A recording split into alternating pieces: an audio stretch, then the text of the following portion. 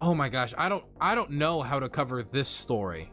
This story is wild. So, I don't know if you guys heard this. Over 3,000 German police officers were deployed to arrest 25 people in police raids who were conspiring to overthrow the German government and institute a monarchy. And not only were they far along in the planning stages of this potential coup, which is what they were planning, to overthrow the German government in a coup to institute a monarchy, they had like a kind of low-level German royal, a prince of some area, with them as well. Like, he was gonna, I guess, be their king. But they were really going for it. They were really going for it. They were trying to overthrow the government. They had weapons. The government has collected the weapons that they were gathering for this coup. I mean, do I think this had a high likelihood of success? No, but they were willing to kill people to attempt it. And that is the scary thing about how many people could have died, and the fact that there are constantly people in our country, in the United States, in Germany, in Italy, all over the West, who are plotting and scheming to take control and take power. And we need to be always vigilant of that. So I'm going to play this DW news segment. DW is a German outlet, but it speaks in English. I wanted to use them since they're German, so they're probably going to give a better perspective. 5 people have been detained in a series of overnight raids across Germany over a plot to overthrow the state by force. Some 3,000 police officers were involved in searches of more than 130 properties nationwide. Authorities believe the suspects are linked to a nationwide far-right network. Among them are several former members of the armed forces and at least one active soldier. For more on this fast-moving story, let's bring in DW's political correspondent, Julia Saudelli. Julia, what more can you tell us about these raids and about the suspects? Somebody in chat just brought up a great point. 3,000 versus 25. Unfair. Government should have only sent 25. Got to treat it fairly. That have been detained. Yeah, this was a very big operation that took place in 11 of Germany's states, but also 2 people were arrested abroad, one in Italy, one in Austria. And we've seen that 25 people have been arrested, but that there are a further 27 suspects in the case, suspected of also being part of this, what is being called a terrorist network. And it is assumed that this is one of the biggest anti-terror operations in Germany since World War II. The accused and the suspects are seen to have been part of a terrorist network that was seeking to overthrow the democratic order in Germany. And the center of this network seems to be an entrepreneur from the city of Frankfurt in Germany who calls himself a prince, although it is only a symbolic title, but he owns a hunting lodge in Thuringia, and he seems to have been the man that was coordinating this network, and part of the network was... So it seems that this guy who called himself a prince, who thought he was like German royalty or descendant of German royalty, even though like there is no German royalty in Germany anymore, right? There is no monarchy. There is no Kaiser. It seemed like this guy was trying to institute himself as king. He wanted to overthrow the government and become king of Germany. But nobody knows who this guy is, so I find it very hard to believe that the German people would have been like, oh, sure, screw our democracy, we will accept an authoritarian monarchy. I find it very hard to believe, as the SOC-Dems, the Social Democrats, are in power. Apparently also a former member of the German parliament for the far-right AfD party, who is currently an active judge in the city of Berlin, but also members of the German army and one member of the German special forces. So, I mean, there has been people who have talked about this for a while, that people in the German military, there's a problem with the far right in the German military. This is something that's been talked about a while. This is a real problem. This is just another example of it being a real problem. But the idea that a former AfD party member, when I say party member, let's listen to that again. To have been the man that was coordinating this network, and part of the network was apparently also a former member of the German parliament. Wow, like an elected German representative was part of the plot.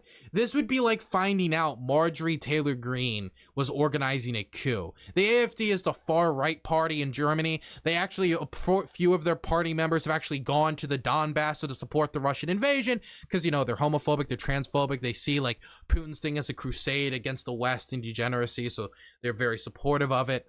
They generally like Putin. They like authoritarians in the AfD. That's what they stand for. They're generally not for supporting Ukraine. And it's not that surprising that the same party that seems to have a lot of sympathy for the Russian invasion and a lack of sympathy for a young, fragile Ukrainian democracy seem to also have party members who are trying to organize fascist military coups to institute monarchy. Special forces. Now, the suspects apparently had a plan to overthrow the German government by force.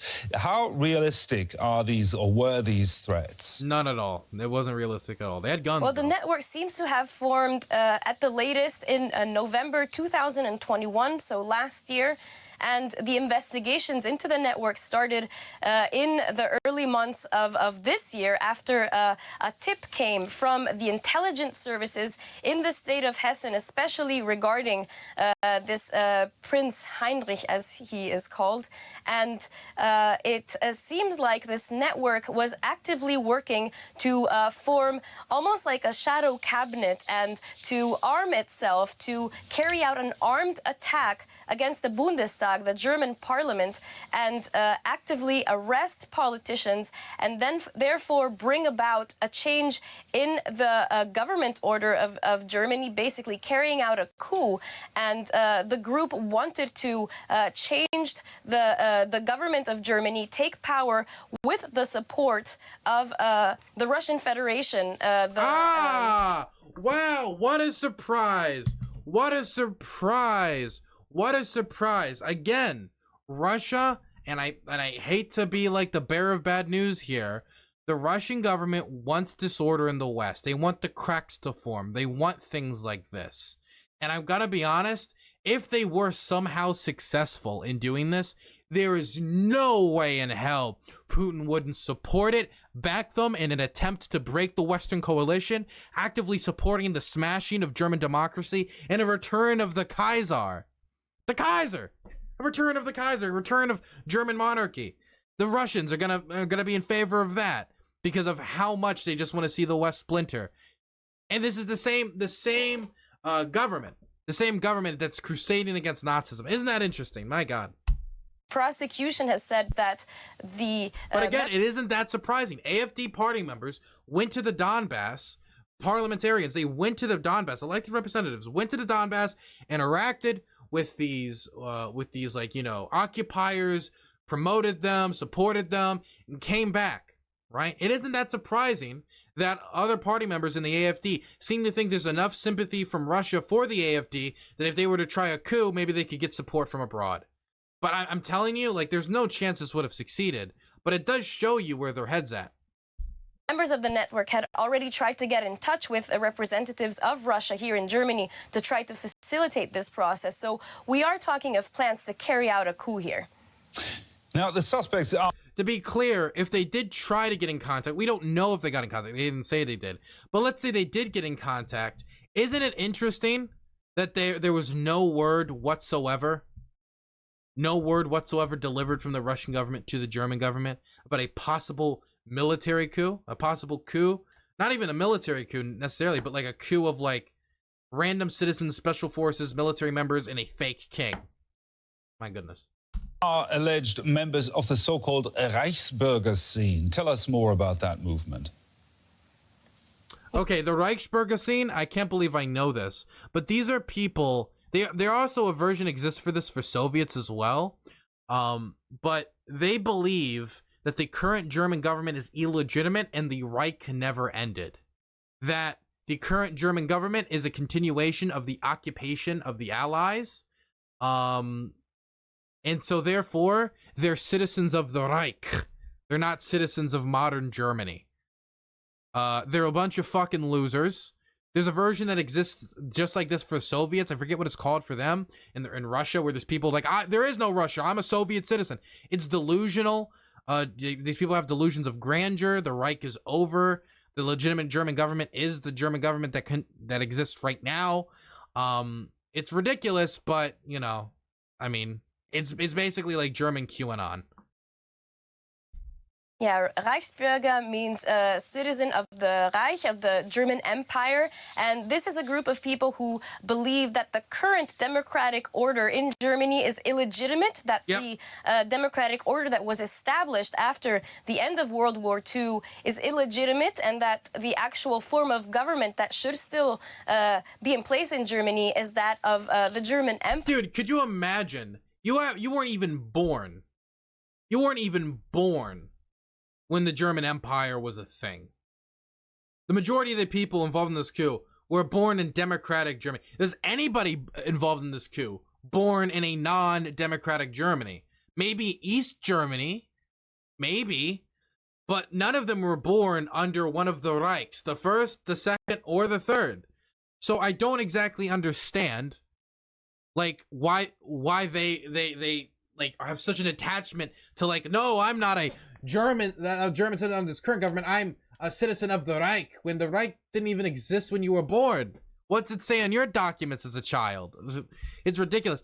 I know, like, the Nazis had this idea. As the war was going bad, they organized something called, like, the guerrillas.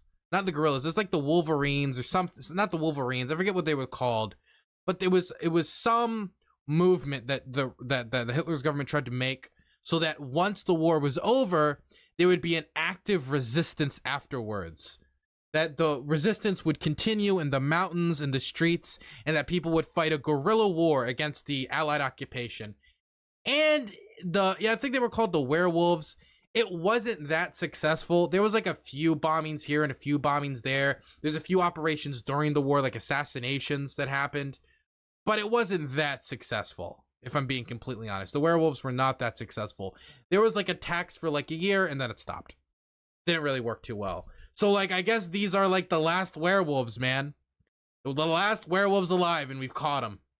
Government that should still be in place in Germany is that of the German Empire, and they have often conflicts with authorities. They refuse to pay taxes, and estimates are that around 21,000 people are members of this network.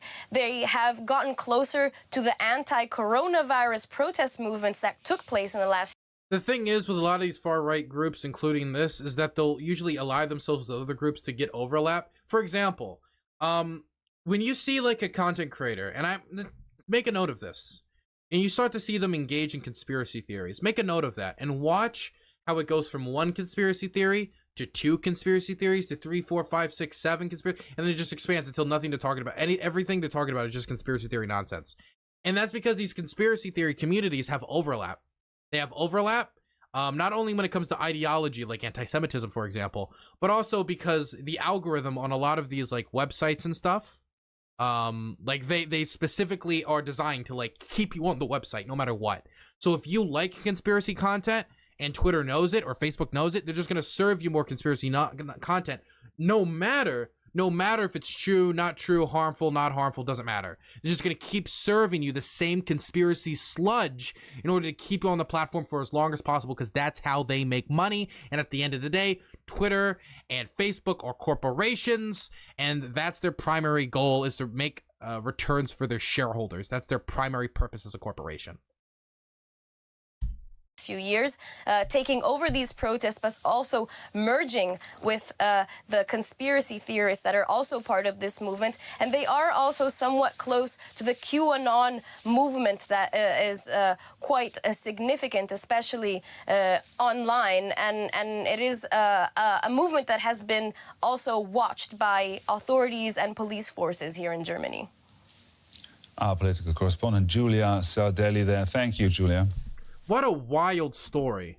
What a wild story. By the way, like,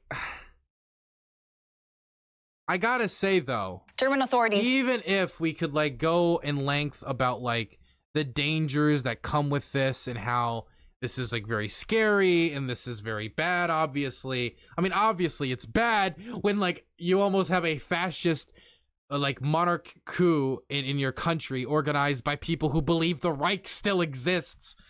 But we could also say that the fact that it got busted up, and busted up hard, like 130 raids, 25 arrests, 3,000, 3,000 police officers involved. I do want to point to this also as a representation of like how strong German democracy is. Because a lot of times we get a lot of doomsday prophecy people. I don't know if you guys saw Tim Pool recently, but Tim Pool made a tweet along the lines of like, we're watching the, I don't want to misquote him. So I'm going to make sure that we bring up his tweet so we know the exact thing he said. So I don't misquote him and I don't misrepresent what Tim Pool believes or said here. Let's go to my profile. It's on my profile picture. My profile picture. I mean my profile. Here